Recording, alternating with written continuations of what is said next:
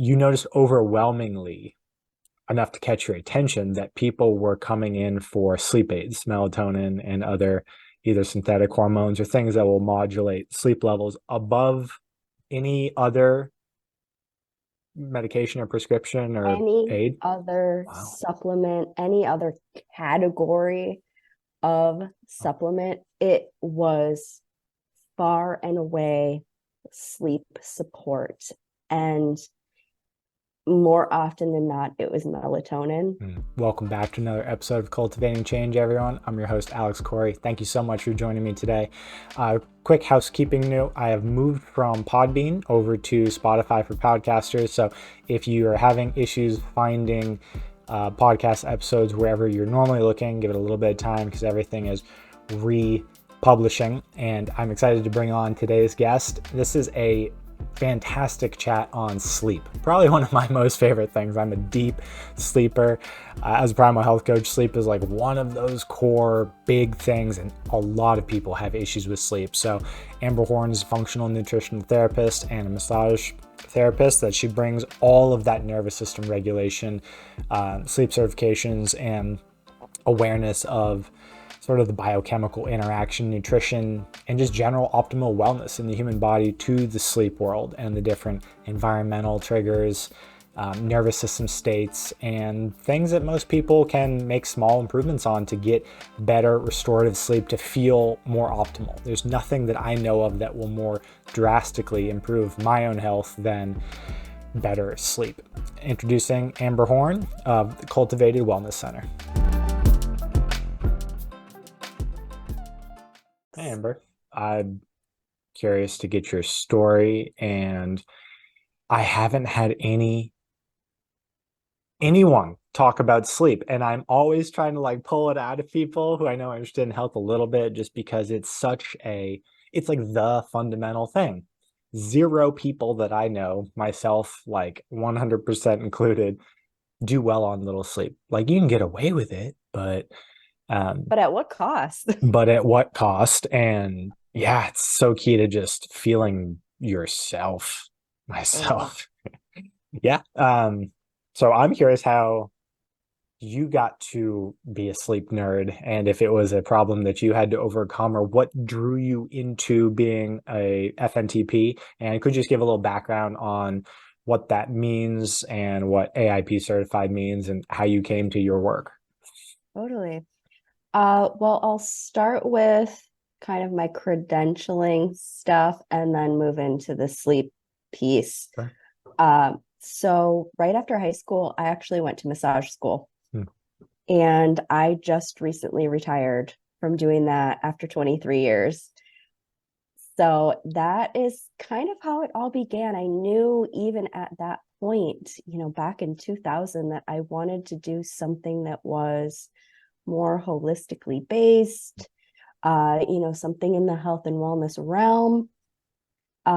And so went to massage school, focused on that. And then in 2015, I ended up going through the Nutritional Therapy Association.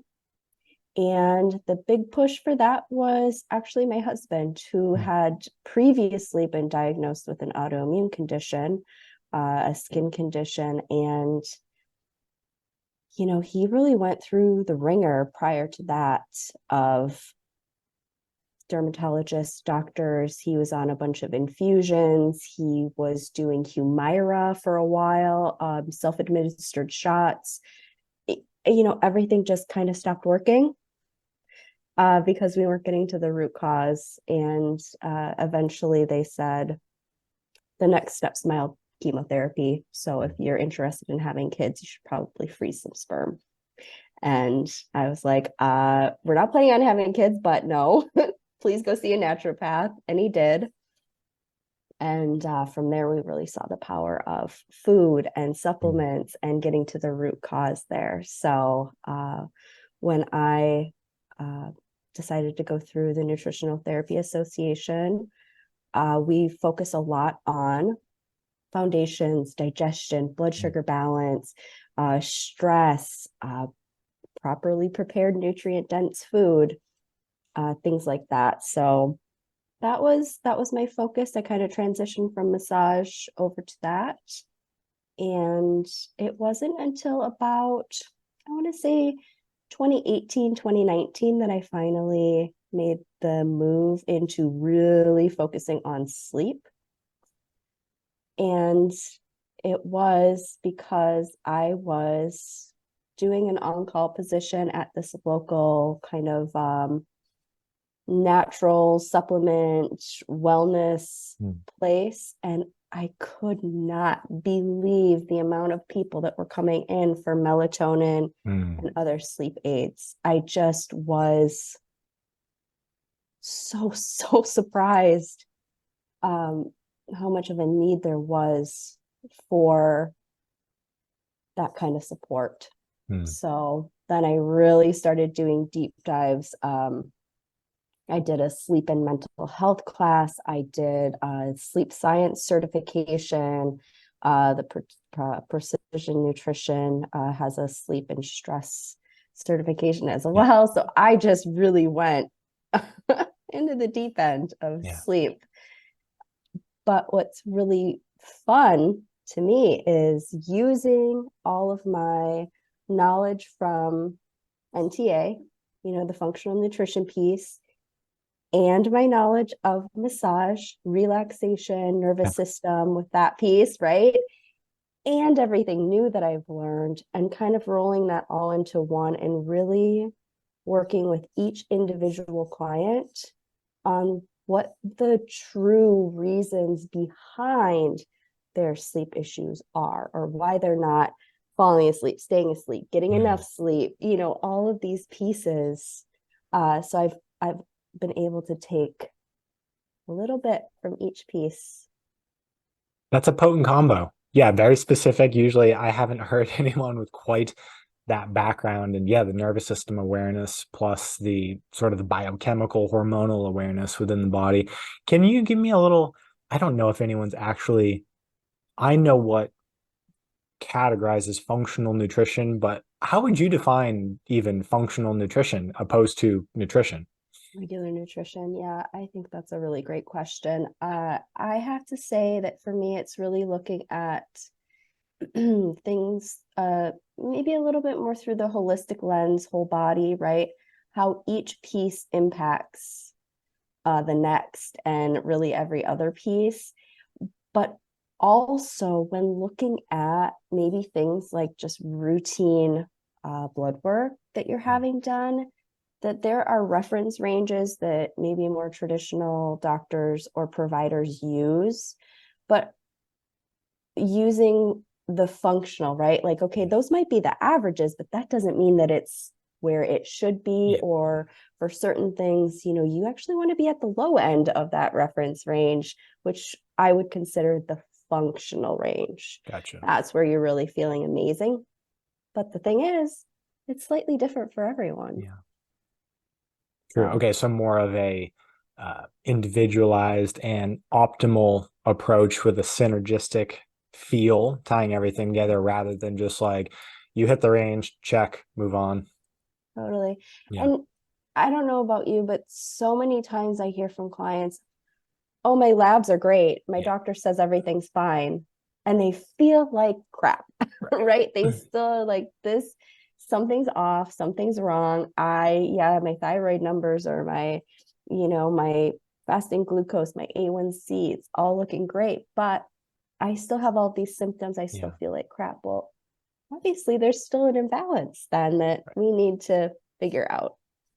Yeah, well said. And I've always been curious why more general practitioners or just family doctors don't have, or why insurance doesn't pay for like really comprehensive micronutrient or just like I talked about this on my last podcast. I don't know why the blood panels we do are so highly targeted towards, well, I have an inclination why it's so highly targeted towards like momentary blood sugar. Like some people don't even look at HbA1c, they just do like fasting glucose. And I was like, how is this representative of anything? You just ask someone to change their routine for a day and you're taking the marker off that, or just focusing on specific things of cholesterol and like a spot blood pressure, that like anxiety and stress, the things that medical professionals focus on for like a 10-minute pulse are very interesting, and I feel not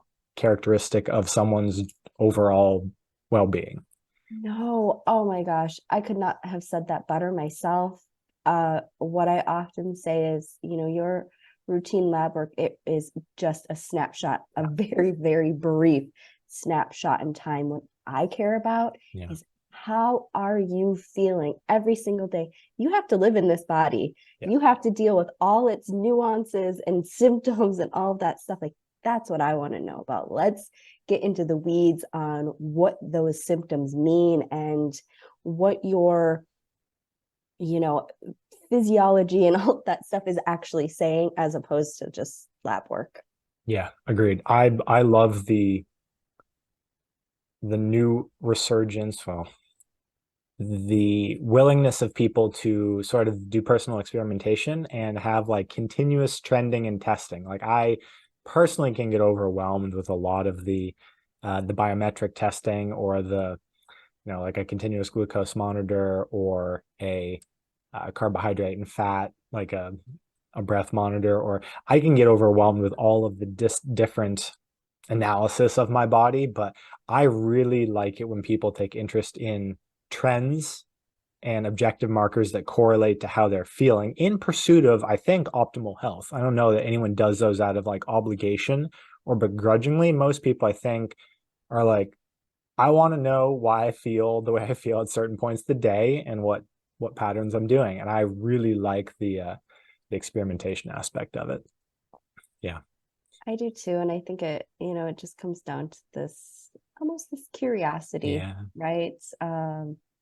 So, and not all people are there, Right. right away. Sometimes it does take some time, or unfortunately, some people are, you know, they wait Yeah. until things have really crapped the bed, I guess, so, but that's Yeah. okay. So you noticed, what I heard in that story was, you noticed overwhelmingly enough to catch your attention that people were coming in for sleep aids, melatonin and other either synthetic hormones or things that will modulate sleep levels above any other medication or prescription or Any aid. other Wow. supplement, any other category of supplement, it was far and away sleep support.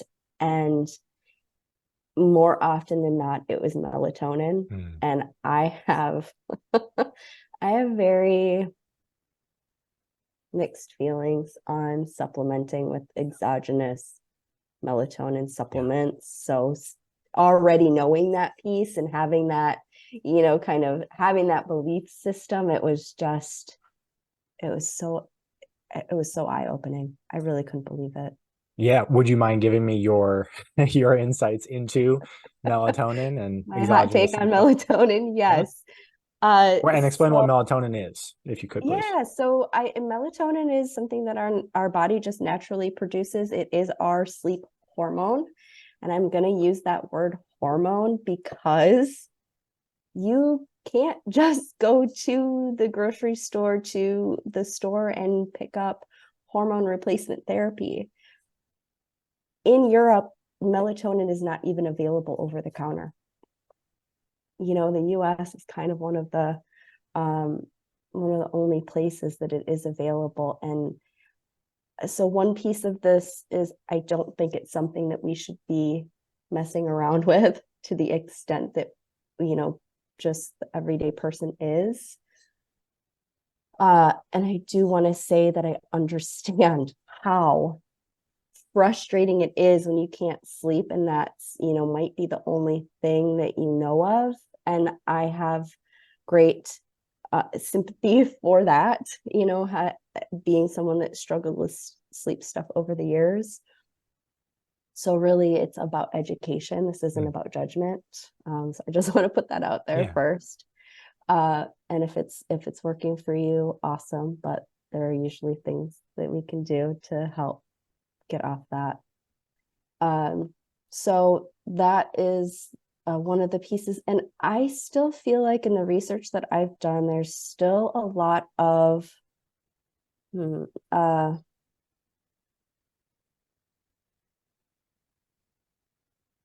people. I don't. There's the jury is still out, I guess, on if supplementing with melatonin actually tells the body to down regulate its own production. Yeah.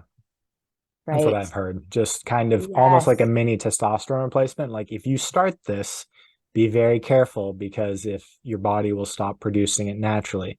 Yeah, and you know, there's research going both ways, and I just don't think there's enough out there. But in my gut, I just personally, it's just not something that I would do myself on a regular basis. Mm-hmm. You know, when I went to Australia, I used Yeah. it, right? I mean, that's like massive time zone switch. In that instance, that's when it should be Yep. used. Also, if somebody has very significant circadian rhythm imbalance, then getting them back, you know, into a more regular circadian rhythm, then it's a tool to use. Uh, but yeah, it's not the Not silver bullet. yeah, it's just you know, it's not this fix all that people think it is or that it's been marketed as. I Yeah. mean, I was talking with my niece, and at the time, I mean, she was only 11, and we were just texting back and forth. I said, "Okay, I'm gonna, you know, lay down and try and take a nap." And I texted her about 30 minutes later, and I said, "Well, that didn't work. You know, what are you up to?" And she goes, "Oh, you should try melatonin." An 11-year-old. Yep. I was like, what is going Great on? marketing. So it's interesting um, how many people equate that with a more natural form of sleep support. Right. I mean, it isn't a random pharmaceutical, right? It's not just this random sleep aid that'll knock you out. It is a hormone, but I think that makes it even more dangerous just because as soon as you start messing around, my hormonal system specifically is so sensitive. Like I can feel, I mean, this is after years of self-experimentation, but I can feel the subtle shifts in energy. And do I remember from studies? So serotonin or melatonin is converted from serotonin. Is that accurate? Yeah, so When you transition? I mean, I hope I get this right. Now you're putting me on the spot. So, protein is broken down into amino acids. Then it's tryptophan, 5-HTP, serotonin, melatonin. Yep. Right. So often what I do is I will supplement with something that is a little bit, you know, closer to the Precursor. original source. So the body still has to go through the Mm, mechanisms of creating its own, right? Um, so yeah, that's often what I'll do to transition people, right? Because it's still supportive. You're still going through those pathways in the body, but you're not starting with the end result. right. And the same thing a lot of people, a lot of men will do if they're trying to improve testosterone levels. Like they don't take testosterone, but you take DHEA or some precursor to it so you can make sure your body has the building blocks in case there's a missing link. Like we don't have great tests for these, right? It's like where is the conversion not happening as optimally as it could be, or how that to make you feel like you want. So that's interesting. Yeah. What are the big, I'm sure this is hype. Well, actually, let's start with the baseline. What do you ask? What do you get for input whenever someone comes to you being like, this is awful. I can't sleep. Like, what are the foundations that you like to know? Yeah. So the information that I like to gather from my clients, one is a sleep journal or a sleep diary. From there, I'm able to see, you know, kind of habits, right? When are they going to sleep? When are they waking up? How many times a night are they waking up? For how long? Um, Caffeine, alcohol consumption, are they taking naps, right? Like all of these pieces are little clues Yeah. along the way. And then I also do a nutritional assessment questionnaire. As I kind of said in the beginning, like often root cause for sleep issues, what I've seen across the board is three categories that tend to be pieces that we focus on right away, and that's blood sugar balance. And you do not need to be pre-diabetic or diabetic to have blood sugar balance or blood sugar imbalance. So a blood sugar piece, digestion, which is surprising to a lot of folks, and stress. Mm-hmm. Mm-hmm. Right? Because melatonin and cortisol work opposite of each other. And if we're having pumping out that cortisol all day from stress, then it's saying, oh, well, we don't need melatonin yet, or we can't be here at the same time. Right. That was, yeah, thanks for that. That was one of those pieces whenever I was diving into the hormonal aspect of sort of health and health coaching. It was like all of these hormones work in perfect harmony. Is leptin and there's ghrelin and there's insulin and all of the coordination and synchronicity. And then you're like, and cortisol just messes everything up. Right. So It stress tends really to throw a does. monkey wrench in just everything. And I certainly have low grade. I have to have practices to make sure to down regulate my nervous system because I'm more of a workaholic type person and just a more stimulated person anyway. And cortisol will just wreck my world if I'm not careful. Yeah. Oh yeah. Oh yeah. It will. It likes to be in the driver's seat. That Yeah. is for sure. Yeah. Are there, okay, so you said blood sugar balance, digestion, and stress. What do you mean by digestion?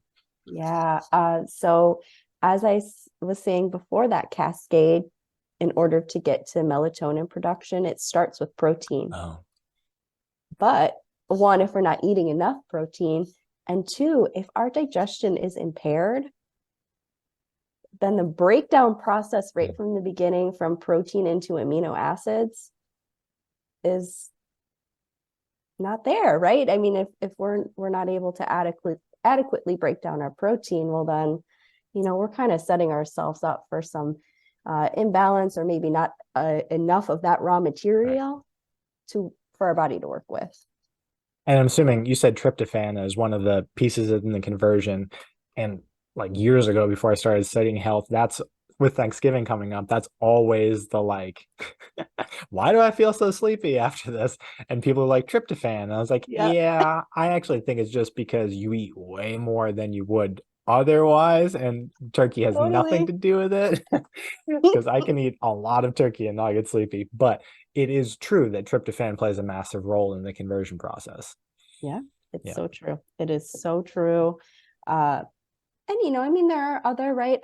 In order to make those conversions, we need certain vitamins and minerals and nutrients, right? So again, it kind of goes back to that digestion piece, right? Because you could be eating the best foods for sleep, but if Mhm. you're not breaking them down, if you don't have enough stomach acid, if you have an inflamed gut, if you're not chewing your food well, like all of those things can just kind of take a little bit of that power away. Yeah.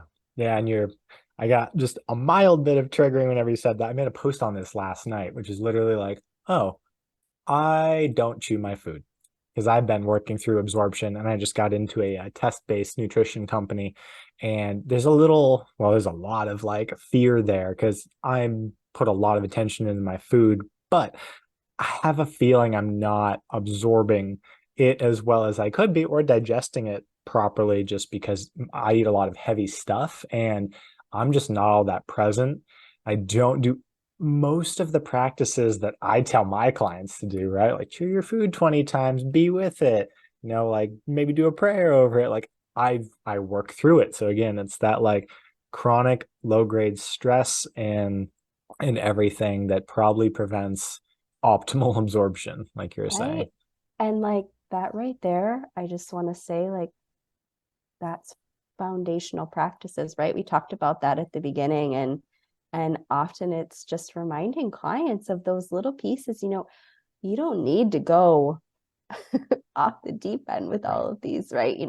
10 million supplements to support digestion. Like, Right. really, it's about all of those things that you mentioned: chewing your food, taking a few deep breaths, making sure you're not distracted when you're Yeah. eating, right? But all the things that every single one of us, we do. And we need the reminders just as much as our clients do. Oh, yeah. And it's especially weird whenever you work from home. Because you think about people, eating through lunch at the office, but I'm more impressed when people like get out of the office to go for a walk for lunch or to down regulate, whereas I should be, or I think I should be, more easily able to actually take a break. But when you work from home, there's all sorts of little mindset things that creep in that it's hard to actually detach. So that's my current journey. Thank you for walking through that with me. I'll be Blood, checking in with you next yeah, week to someone see needs how to. That's these I asked small my changes. girlfriend too, actually. I was just like, can you make sure that, or just remind me to like breathe through my belly whenever I eat and not eat at my desk, please? Because yeah, it's easy to forget. Those are really deeply ingrained habits sometimes. Blood sugar balance is huge. That's my area of focus just because it affects so much. So what have you found for sleep and for optimization? What's balance mean? So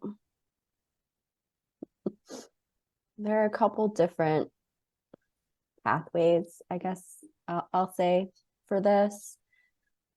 And it depends on where your sleep issues are. Mhm. So for those people that find that they might be falling asleep okay, but they're waking up in the middle of the night, even just 3 hours after falling asleep, that's often a sign of low blood sugar or hypoglycemia. And some people will have that pattern throughout the day where they're the type of person that they always need to have a snack on them. They're eating every 2 to 3 hours. If they don't, they get hangry, they get shaky, maybe a little nauseous. Hmm. And really, what that's saying to the body, I mean, that's kind of an emergency state. The body perceives that as an emergency, and it will wake you up. And often that's because the body's like, oh crap, and it does a surge of cortisol. Yeah. As we said before, the cortisol and the melatonin and sleep don't really go well together. Do you think that is it doing a surge of cortisol to initiate like I would say gluconeogenesis, which is actually starting to break down muscle tissue to make sugar so it can stabilize blood sugar, and you get hit with that little burst of cortisol. Yep, exactly. And these are the type of people that it almost feels like they wake up like they were shot out of a cannon, Yeah. right? And they're up for quite a while. Those are the clients where it's, that is a sign or a symptom that that's what could be happening. Hmm. So the easiest working on blood sugar balance is something that you work on throughout the day. Yeah. It is a journey for sure. Some people get that balance back a little bit quicker. Some people it takes some time. But I am a huge fan of a little snack a couple hours before going to bed too. Especially as like what I consider bridge therapy. It's not something you know might need all of the time or Mhm. ongoing, but in order to find that balance in the body, it can be Hmm. very beneficial. Are there types of foods that you have found maybe with like glycemic index or some categorization of how sustained or quickly it hits blood sugar that are more supportive for those type of people? Yeah, it depends on the person. There are Mhm. some people that are very, very carb sensitive, but my rule of thumb is always no naked carbohydrates. That includes fruits and vegetables as well. So always having some protein or fat. Mm. Some people can get away with just having protein or fat. So, a hard boiled egg. If they do dairy, maybe some string cheese Mm. or a piece of cheese, something like that. Some people do need a little bit of carbohydrate. So, that's whatever. I'm of the mind that whatever is going to be the easiest, whatever the lowest Yeah. hanging fruit is. So trying to work with them and what they already have around or what they like and add something like that in, kind of develop a little bit of a mini meal Yeah. for that before bedtime. Okay. That's not, so I was expecting something carbohydrate-ish, but you're saying literally just food, maybe a more slowly digesting food to get you through the night. Interesting. Yes, exactly. We want the protein and fat because we want to keep things Hmm. stable, right? We want this nice little thing, throughout the night. We don't want a spike, Right. which then will lead, often to a crash. Things slow down throughout the night Yeah. anyways, but you know, Do you see, or do you happen to work with anyone doing keto or just low carb? Because I know paying attention in a lot of those channels and a lot of my clients are transitioning to low carb because I do primal. Um, if you do keto too hard, that's one of the things, which is you will have interrupted sleep, and it's usually because your body is just you only can make about 150 grams of carb from your liver. So if you're just crushing it during the day, sometimes you run out of the ability to make blood glucose. Do you see 100%. that with that type of person regularly? Yes, that is quite common. Yeah. Sleep issues in general, especially when someone is just starting Yeah. with going keto. Not yet Uh, fat adapted, as I would call it. Body's not super yeah, efficient at pulling from fat. yeah, and I find that it happens more so in women too. Mm-hmm. And I think it's really important that for women too, we're doing a little bit of uh, diet variation, maybe a little bit more carb cycling than men might need Yeah. to do. And I find that can really help too, kind of have a refuel day or a higher carbohydrate day throughout the week. So Yeah, I agree, and I like the trend that I'm noticing in the online space towards low carb because more and more people are playing with it, which I really like. But the trend moved away from like the extreme end, which is like, just stay in this, to more cyclic in nature, to a lot more carb cycling with exercise, to a little bit like you don't have to be afraid of these things, just don't put them as your like primary consumption throughout the day, right? yeah, 100%. I mean, I remember it was probably 5 years ago. Yeah. And yeah, that just wasn't being talked about. It's like, oh no, you just keto harder, right? Or you just low carb harder. And Yeah. there wasn't a lot of nuance in that.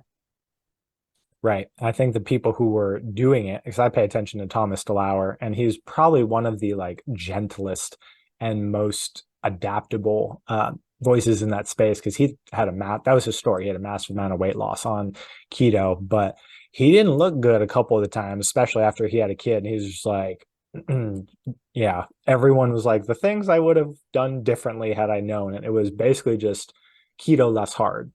It was less restriction. The guys can tolerate restriction. It looks like a little better. But Right. and yeah, I mean, as soon as your body starts giving you like large signals, like not being able to sleep well, then yeah, maybe time to cycle some things back in. And you can Yeah. become insulin resistant the other way too, which was new to me. It's like if your body actually starts to forget how to deal with carbohydrates in any sort of dosage, like there's another learning period. Most people are concerned with, and what I teach is the uh, liberating and metabolizing fat better so that you can worry about food less. But if you do that too hard, it does go the other way, seemingly, where Yeah. your body can get a little resistant to sugar. Uh-huh. Uh-huh. Yeah, very interesting. It Uh, is so interesting. And yeah. it's, our body is so wise. You said that and it immediately made me think of people that tend to go more plant-based and they're not Mhm. eating as much animal protein and how the body will kind of downregulate hydrochloric acid, Yeah. stomach acid production, right? And it's just, if it doesn't have something to kind of work against or work with, then sometimes that can really impact our, you know, physiological responses that are very healthy for us Right. and should be happening. Yeah, Mm-hmm. I like the capacity lens. So just making sure your body has the flexibility and the capacity to handle everything. And that's kind of I'm getting off on a tangent, but the microbiome sort of the colony of living organisms in us, is taking that lens right now where carnivore movement completely threw a monkey wrench into that. They're just like, actually, you need zero fiber to thrive. And people are like, wait, I am so confused. And I think the literature is very young, but it's pointing to the diversity that it gives you, sort of the flexibility it gives you. Whereas if you just eat meat, you'll be fine, obviously. Sure. But if you ever throw in some like interesting combination of insoluble fibers without that microbiome, might have a bad time. Right. Yeah, so it's the flexibility that it gives you. It's the buffer range, which I really like. Okay, let me pull back in before I go off on more tangents. So we did the waking up in the middle of the night. So with Yeah. the hypoglycemia, what's the other side of that, or the other major sleep manifestations? Yeah. So, you know, sometimes this can impact, you know, a little bit further down the line of somebody waking up too soon. Mm. But also, when we're looking at it, you know, I don't want to say extreme, but maybe out of the moderate range of ups and downs of blood sugar, uh, you know, when things are getting too high and then too low, it can impact our urination. Mm. So those people that feel like, oh, well, my gosh, I stopped drinking any liquids, you know, a few hours before bed, and I am still waking up throughout the entire night going to the bathroom. That can also be that, excuse me, blood sugar sign. So the fluctuation, the dramatic fluctuations and the swings in it will cause that sometimes. Yeah, depending on the individual person. And sometimes that is an individual that is maybe going a little bit towards that side of Mm. pre-diabetic, or, you Yeah. know, they have type 2 uh, diabetes. So Yeah. That's yeah, one of the things they tell you to look for, right? If you're it trying, is. they're like, Yeah, hey, do you wake up multiple times during the night to urinate? right. Might want to watch out for that. I had to watch that as a kid because my dad had that, and my mom was very concerned that it was running in the family line. Thankfully, I don't, but that was one of the large things that most people will associate with poor blood sugar regulation. Yeah, interesting. Are there any other super common ones you see, sort of that a lot of people will come to you? For blood sugar as it relates to sleep, I would say those are um, the two main ones. Mm-hmm. Uh, there is a piece of the puzzle that is maybe when you are not having a lot of that, you know, maybe you're having too much of those naked carbohydrates before bed, Mm. and that can kind of, you know, it's, you think about kids that have a lot of sugar, right? And it's, Yeah. you know, you get really amped up. So it can impact people's ability to fall asleep in, you know, a good amount of time. Your sleep latency, how long it takes Mm. you to fall asleep, can be impacted. Uh, so that's another thing. While you might not be waking up, you know, a few hours after falling asleep, if you're having trouble falling asleep, you feel a little amped up, and you maybe had um, alcohol, which tends to be pretty high in sugar. If you had some ice cream, if you had a, you know, treat, a snack, something like that, that tends to be pretty high in carbohydrates, that can really, you know, what you're dealing with is a spike, and that can cause you to feel a little amped up. Yeah. Mm-hmm. Yeah, I like the term naked carbs. I don't know why I have never heard that before, and that's a great term because it's a great visualization. And the Yeah. key with that, so you're saying, is whenever, especially before bed, always some, would you prioritize protein or fat, or what's the ideal sort of synergistic thing? Yeah, honestly, I think whatever's going to be easiest Mm. for the person. And what I've coached clients around in the past is, if you are going to have, you know, if you're okay with what having alcoholic beverage does to you, you know, I'm just like, okay, what's the thing that's going to pair best with this, that is going to be not have it seem like a chore or Yeah. like, I have to eat this hard-boiled egg with Yeah. my cocktail, right? Like that sounds kind of gross. Let's just be honest. But nuts and seeds, maybe some olives, Mm. something like that, right? That pairs kind of nicely with whatever might be your carbohydrate or your sugar, whatever. Mm. So So reducing the barrier to entry is more important than the a anything specific, else. Yeah. totally. And that, I mean, I feel like that's really my MO. It's like, okay, how can we Yeah. make this change and make it as easy as possible for you? Right. It doesn't matter if something's optimal if you'll never do it. Right. Totally. Yeah. My God, ding, ding, ding. Yeah. Yeah. I run into that all the time.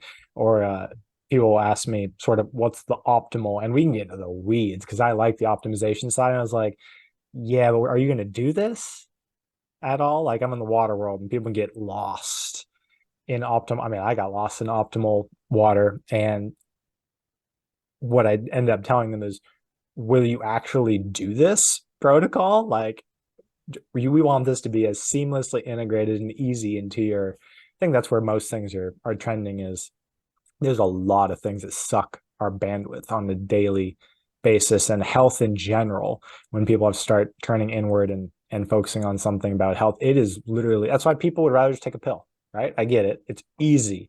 If it Yeah. would work, and if it'd be sustainable and actually fix the root cause, that would be awesome. But Yeah. for the most part, that's usually not the root cause. Thanks for phrasing it like that. Yeah. Uh, what are the other like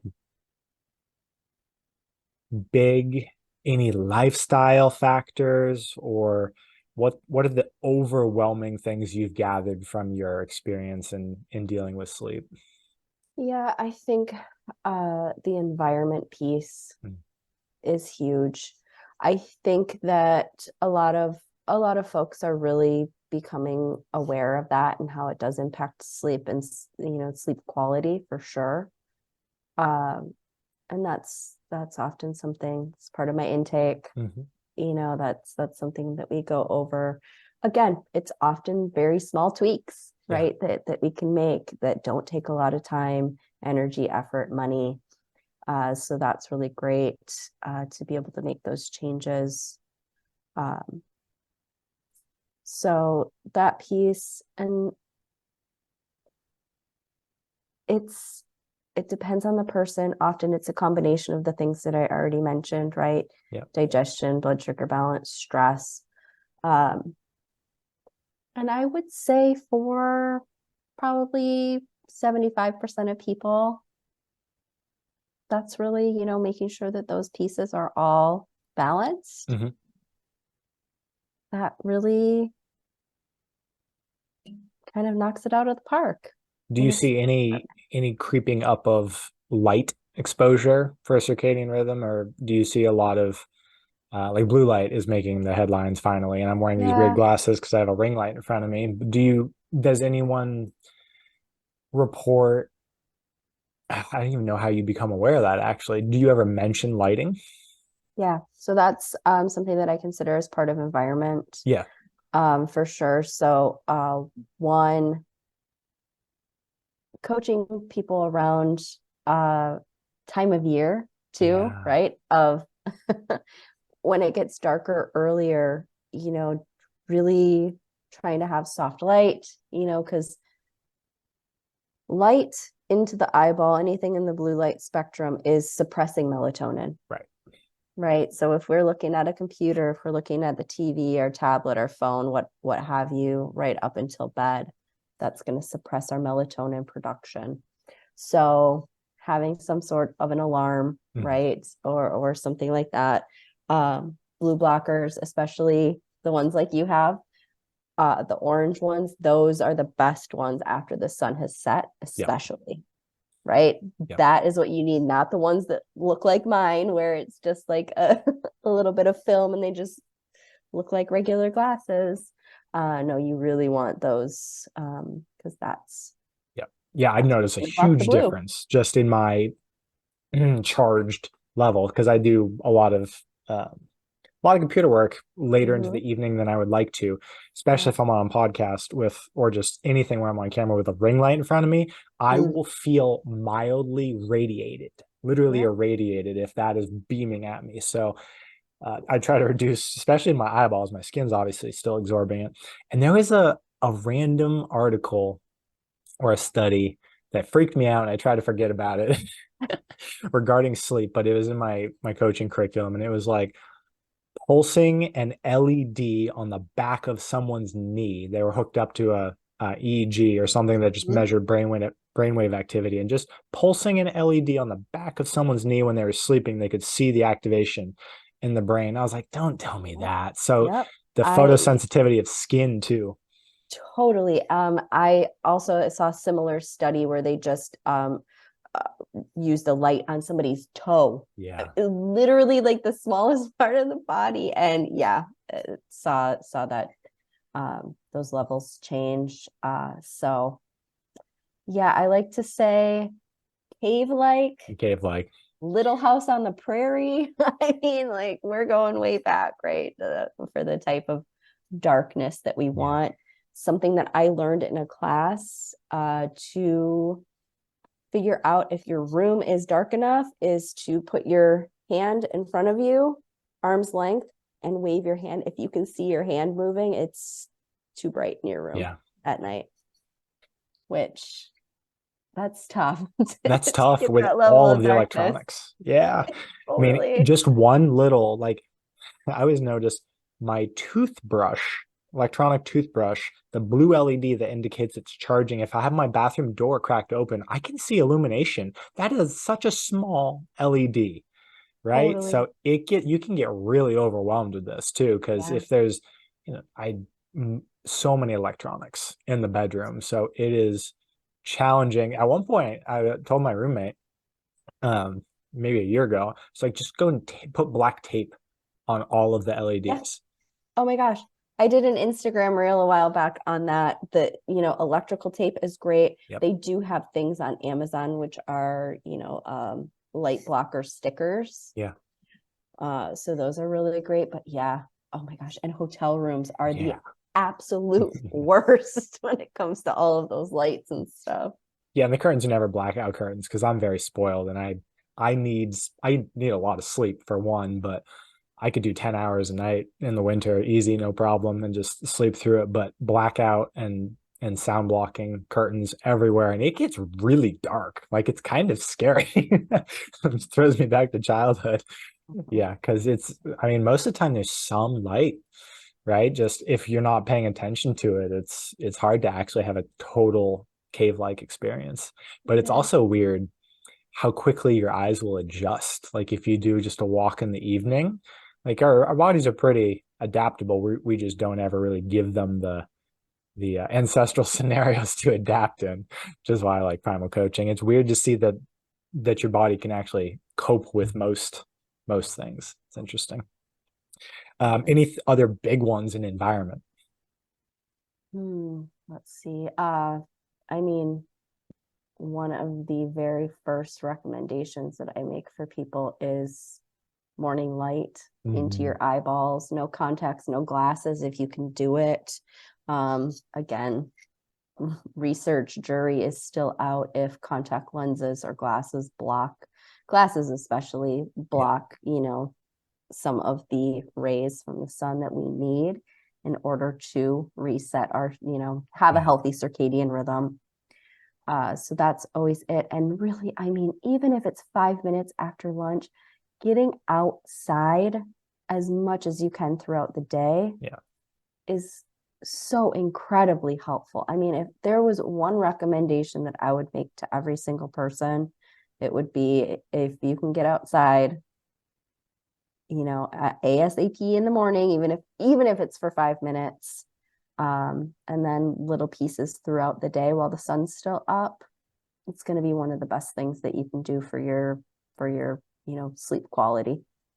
Sort of to cue your body as to what like solar time it is, just to align yourself with what the actual Yeah, environment is doing instead of just having blue light signifies midday peak energy, right? So computer screen yeah, is your body thinks it's noon all the time, so to speak.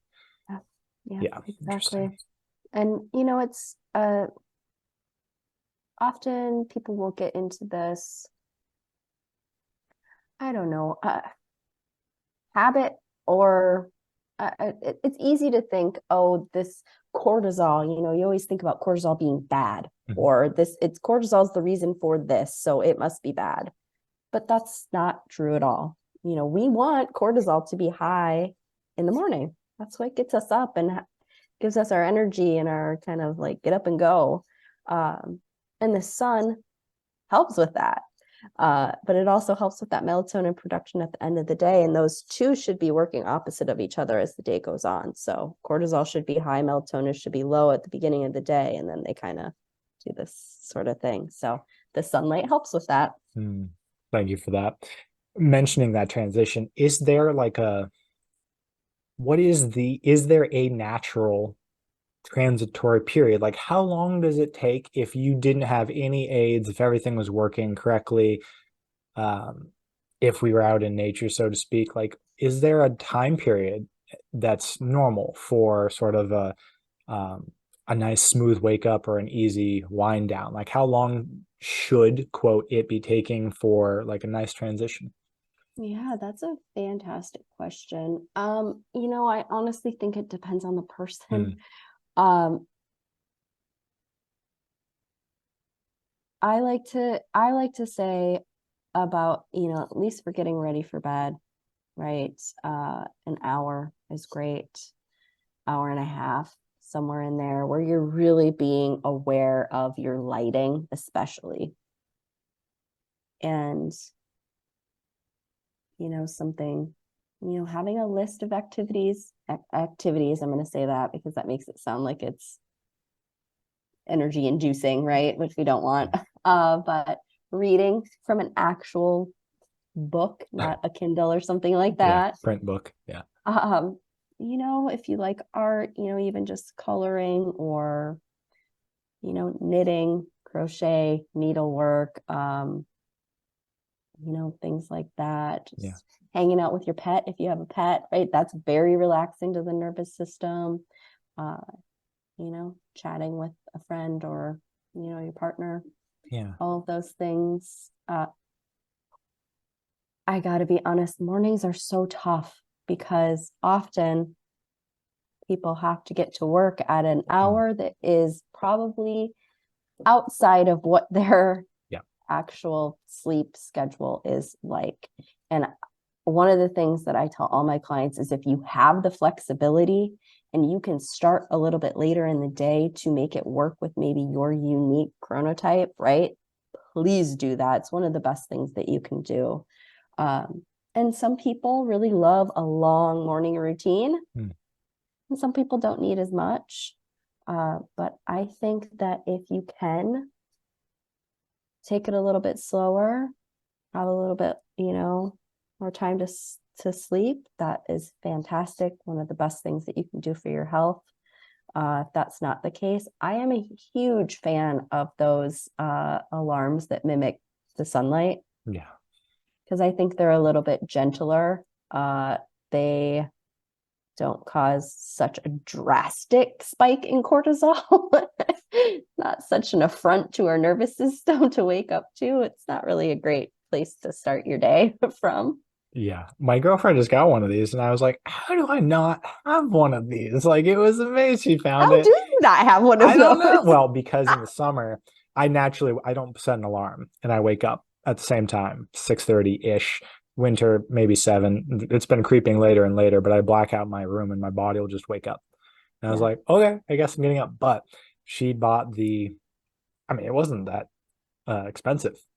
And it's just a little, starts orange and then yellow, and there's some sounds involved, and then the brightness intensifies. I was like, how do I not have one of these? This is amazing. So I'm gonna Because get you one don't of need those. an alarm clock. No, but it would be nice to have some indication of what time it is without looking at time, Yeah. which is what the sun does, right? Yeah. Yeah. I've thought about that too, especially with blackout curtains because it's so hard to tell. Right. Uh, yeah, that's a good call because I also have created a life for myself where I don't have to wake up with an alarm clock. Um, done that very intentionally. So yeah, I kind of go back and forth too. It's like, is that something I really need? But I Right. think you made a fantastic point. So yeah. I got some good ones in there occasionally. Uh, thanks for that. You mentioned chronotype. Yeah. Can you go into what is chronotype? Yeah, it's not something I go back and forth on my thoughts on this. Yeah. So I haven't done a whole lot of research, but essentially, I think there are four. And, there are some people that are very early to bed, early risers. There are some people that are kind of, like the night owl type, right? Where they feel best going to bed at a later time and all of that. So kind of figuring out what your chronotype is can be beneficial. Uh, you obviously will have a natural, right, time.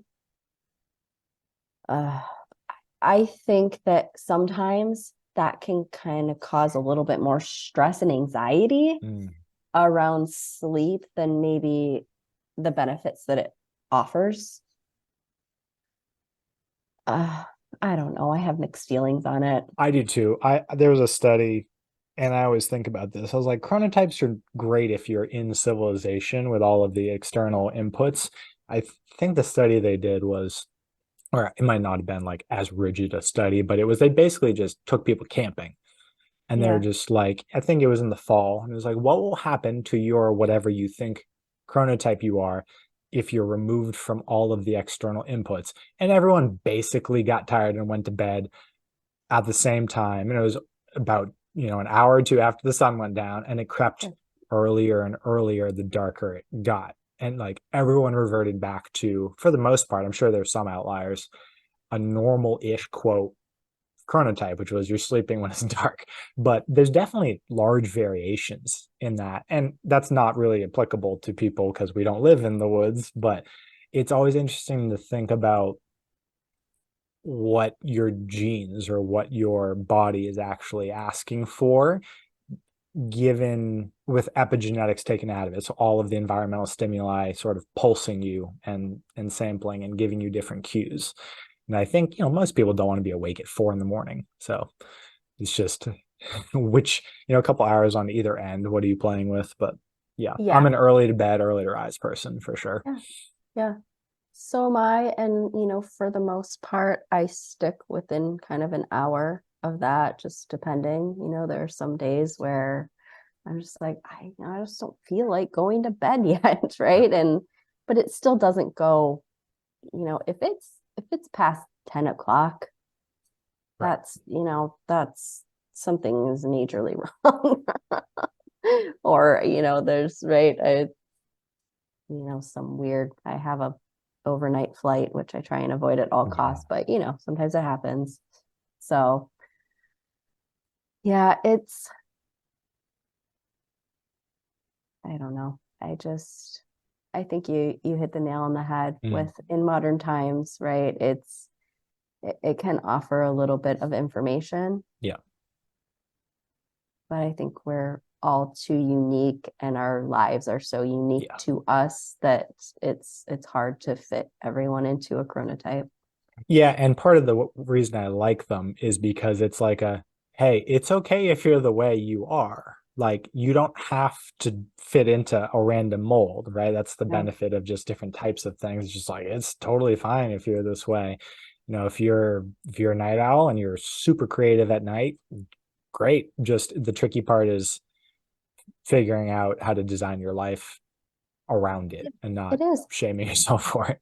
totally. And I think asking yourself the question too of, okay, well, if I'm doing this, are my, health metrics still in a good place? Right. Like, and that could be a piece that needs to be shifted. But for most people that have that tendency, like it works for them and the kind of the joy, the feeling of alignment that they get is going to far outweigh anything else, right? Yeah. So you really have to take that piece into account. as well. And I remember when I was going through one of my sleep certifications too, we had talked about that, back in our, hunter-gatherer days that, Mm. it takes all types of people, and those are the people that would have been keeping an eye out throughout the night. Yes. Right. Right. So it's like Yeah. And I also read this was another little snippet on sleep, which I didn't actually know, that a lot of people are just diurnal, as in they'll wake up for an hour or two in the middle of the night and then read, journal, be creative, and then just go back to sleep. And they'll just do it in 3 or 4 hour chunks. I was like, oh, interesting. And there's plenty of documented this back before there was electricity. And I had no idea about that because I don't feel well if I don't sleep through the night usually. Like, I don't think I am one of those type of people. I no. Right.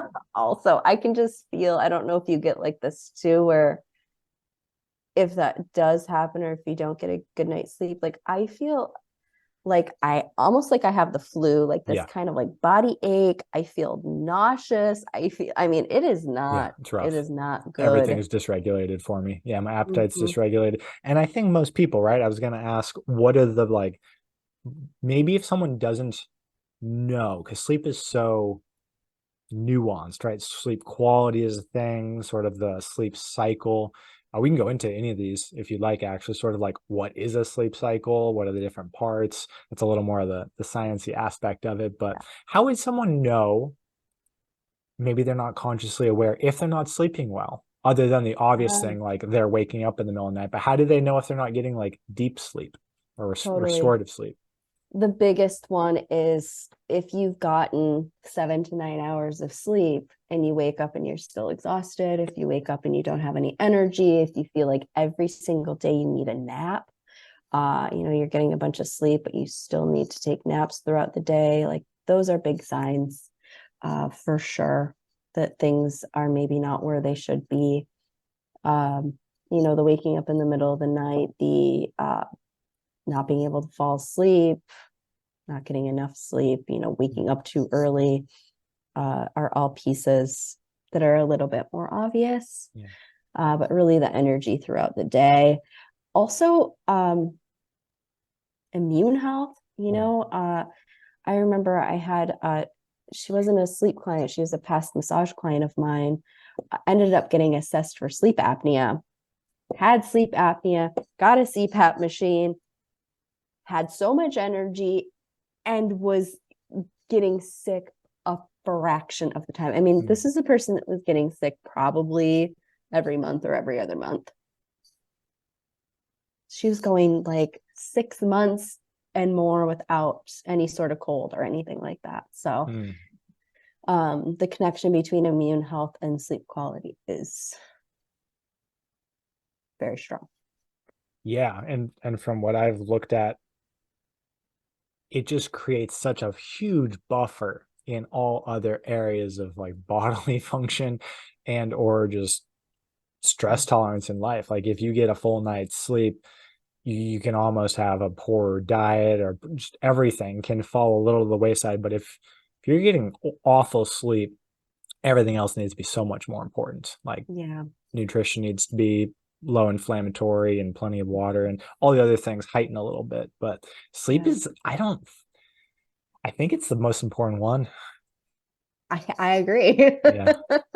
Which pains I me to say a totally little bit agree. because, nutrition is so important, but I think you can get away with nearly everything for an extended period of time if you're sleeping well. Mm-hmm, Yeah. mm-hmm. I 100% agree. And there's also that piece of how it directly relates to inflammation in the gut too, Yeah. if we're not getting enough sleep, uh, quality sleep, right? The connection between leaky gut and all of that. So I mean, it's impacting every single system of the body. What, I didn't know that one. What is the impact between leaky, or the correlation between leaky gut and sleep? Yeah, I don't remember what the timing is, Mhm. but I know if it's like one night of, less than 6 hours of sleep, that the rate of inflammation and, that intestinal permeability Mm. increases significantly. Wow. Yeah, it's What would wild. you consider?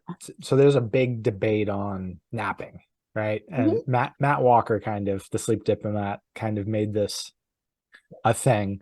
He was just like, yeah, napping kind of works, but what's your opinion on napping for catching? I guess what is the need for napping? Like, what is it trying to make up for? Like, what does your body look for that when it Yeah. feels missing?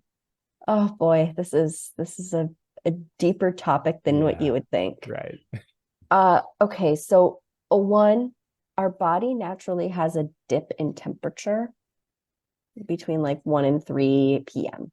So that's often when you'll notice most people where they get a little bit sleepier.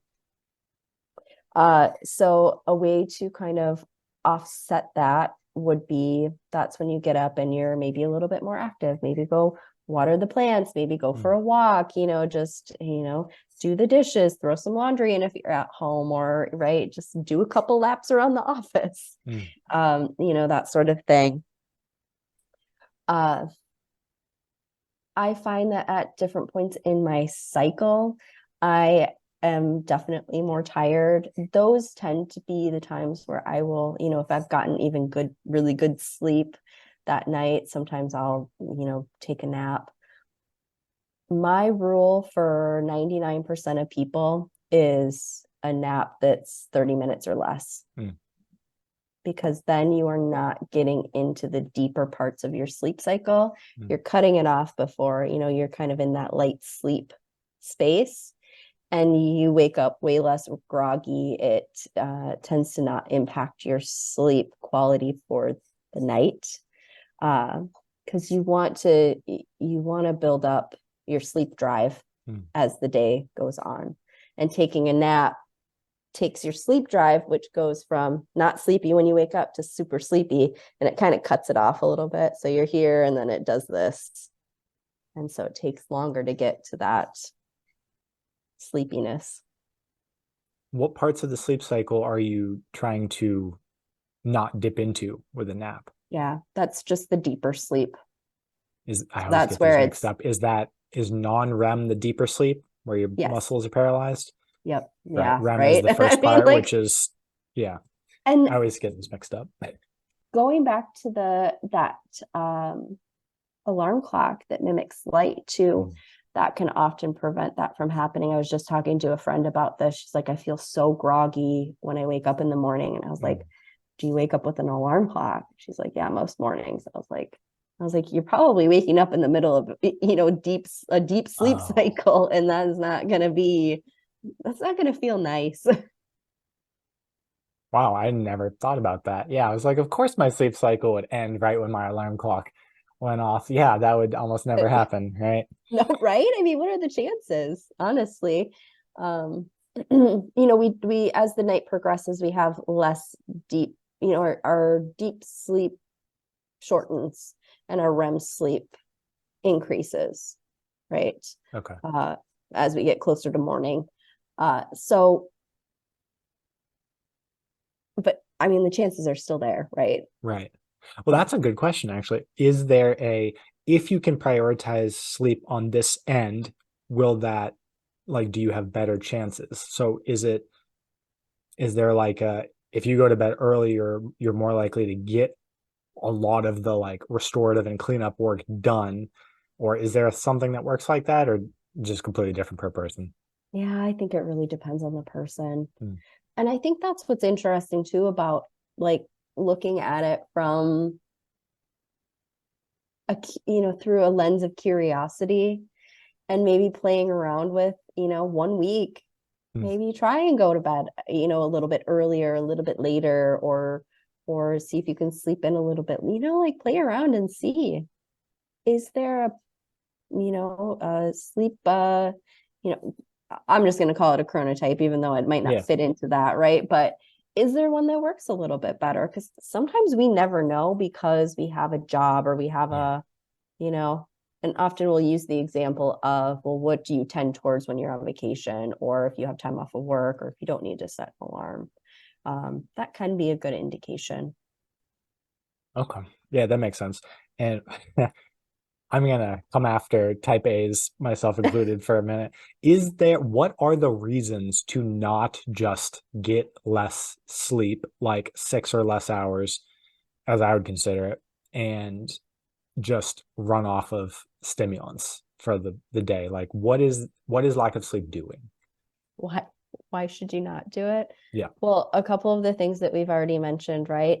It can impact gut health, uh, inflammation in the gut. I mean, it can lead to all sorts of issues, right? A lot of our immune system lives in our gut, so it impacts immune system. It impacts immune system function alone Mm, by not getting enough sleep. It can have you can have a higher tendency towards diabetes, mm. heart disease, cholesterol. I mean, you name it. Really, any sort of health issue is exacerbated by lack of sleep.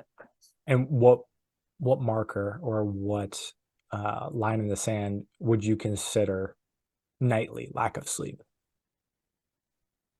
How many hours is quote good sleep? I mean, yeah, I would say anything less than 7. Mm, And something that I want to say too is on average, we get almost 40 minutes less sleep than we think we do. So if you go to bed at 11 o'clock and you wake up at 6, and you're like, awesome, did it, 7 hours.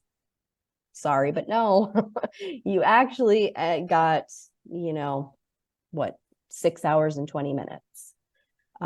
Those that accounts for the time it took you to fall asleep, the time that you might come out of mm. sleep a little bit in between sleep cycles, you get up to go to the bathroom, now you know the amount of time it takes you to fall asleep, all of those add up, and on average I think it's 38 exactly is the average. Hmm. But so that's a big one that a lot of people That is a don't big think one. about. And I do not want to say it to cause more anxiety for people, because I am that type of person where I was like, oh my gosh, now I'm now it's almost an hour less than what I think I'm getting. But just to know that the awareness, so that you can make small tweaks on either end, right? It doesn't need to be a big massive change, but a small tweak, 20 minutes, right? Earlier on or sleeping later can make all the difference. Nice. Are there any are there any exogenous things that you have found, herbs or non-addictive supplements, easy things that Yeah, nutraceuticals that can help with totally. this? I love this question so much.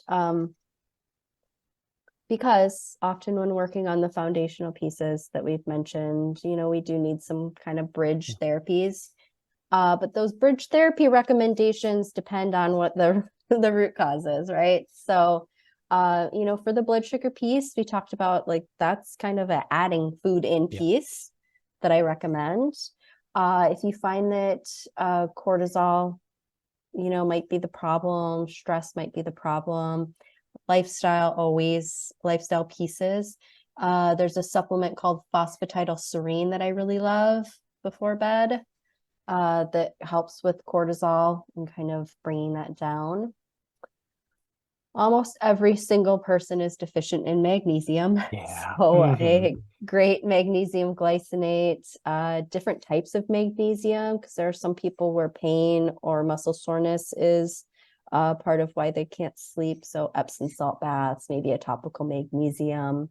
There is a fantastic, my favorite magnesium has L-theanine in it, Mm. which is very calming for the nervous system. That one's by Well Minerals. Mm. Absolutely love that one. I also really, really love herbs. Um, Chamomile, skullcap, lemon balm, Mm. passion flower. All of those are really great. Traditional medicinals makes a really great tea. Uh, I forget what it's called off the top of my head, but it's their sleepy tea. Mhm. And I really like tinctures too. Wish Garden is a really great brand that I love. They have one called Sleepy Nights. But also keeping in mind too, that the reason for your sleep issues is going to kind of correlate to maybe if you're doing a tincture as well, because they have one that's called deep stress, maybe. So if stress is something that you're dealing with that you feel is impacting your sleep, that would be the one I would gravitate towards. If you're just looking to kind of calm the system down before sleep, the sleepy nights, right? Like you see where I'm going with this, right? Where you Yeah. kind of have to, first you have to figure out what the true why is. And then you can kind of start to build out from there. Yeah. Thanks for that. I always like I like the bridge therapies, so to Yeah. speak, because everything's easier to get to the root of or discover if you are sleeping in general. So it's hard to play detective or just have the bandwidth and brain power to dedicate to self-discovery if you're underslept in Yes. general. Oh my gosh. 100%. And that's the case for so many things too. I mean, Yeah. right? I mean, if you're in the middle of a digestion flare or you are having mental health stuff, right? Like it's just sometimes you don't have it in you to Yeah. figure it out or even do the deeper work. Yeah. Sometimes people go the opposite way. Sometimes it's actually just too much energy, which is resistance training helps a lot for some people. So it's actually just exhausting your nervous system and giving yourself a reason to go to sleep. Totally. I have to say that I've been doing a couple of Instagram posts lately about just walking. Yeah. And figuring out, I mean, I have had so many 90 plus scores for my Aura ring just since I started walking more. It's been wild. I really was quite shocked that I was seeing that much of an increase. Yeah. Walking has come up on almost every podcast, and every podcast that I listen to, all the metabolic health people. It's the easiest thing, in my opinion, to Mhm. change. Lifestyle change has almost no barrier to entry that will affect everything, Mhm. like lipid management, blood sugar management, Oh general yeah. well-being, mood, depression. Yeah, walking is Yeah. fairly magical.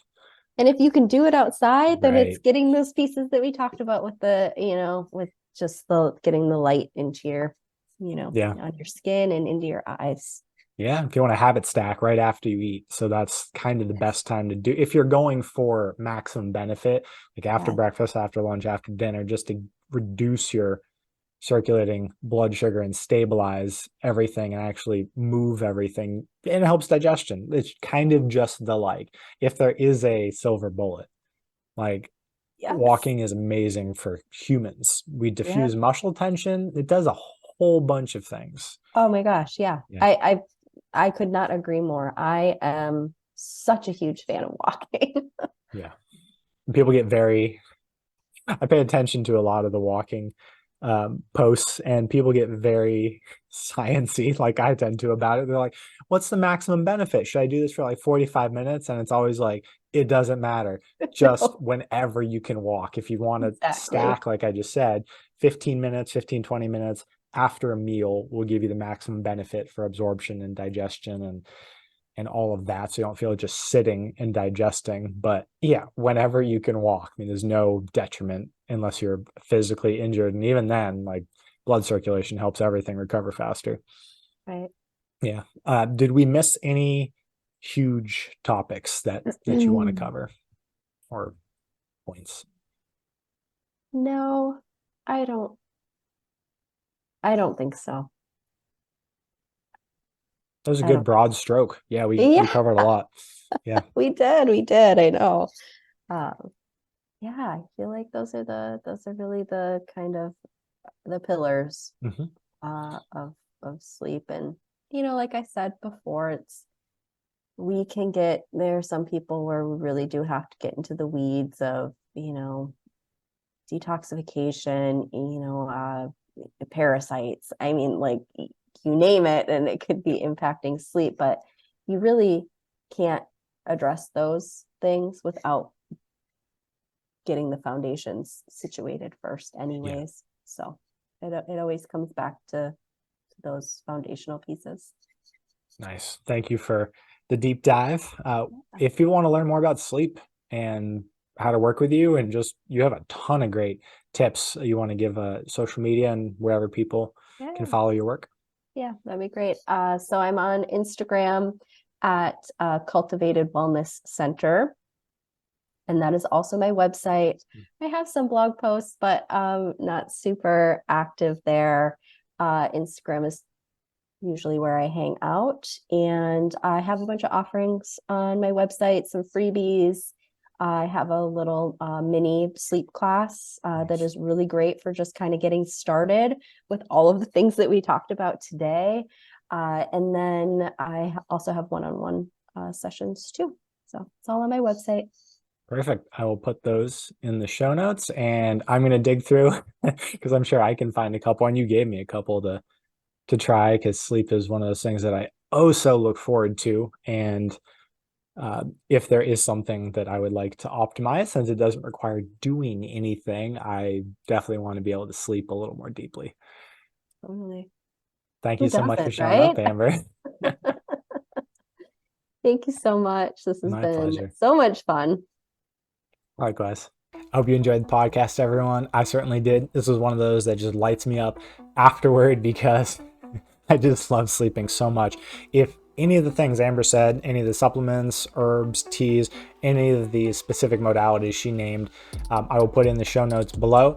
And we missed a couple big topics right after we left. We started talking about childhood trauma and attachment cries and things that have come into more of my awareness and zeitgeist. So we will have Amber back on for probably in another 2 or 3 weeks after the holidays to do another deep dive on things that we might not immediately think are affecting our sleep, like early childhood trauma and internal family systems and parts work, and the parts of ourselves that might actually just be playing a bigger role in deep sleep that aren't so external and environmental.